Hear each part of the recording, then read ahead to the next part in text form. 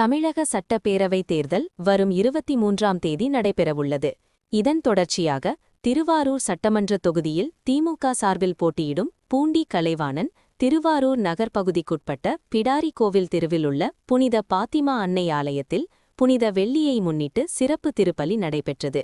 இதனைத் தொடர்ந்து திமுக மாவட்ட செயலாளரும் சட்டமன்ற வேட்பாளருமான பூண்டி கலைவாணன் கிறிஸ்தவ மக்கள் மத்தியில் உதயசூரியன் சின்னத்திற்கு வாக்கு கேட்டு துண்டு பிரசுரங்கள் வழங்கி தீவிர வாக்கு சேகரிப்பில் ஈடுபட்டார்.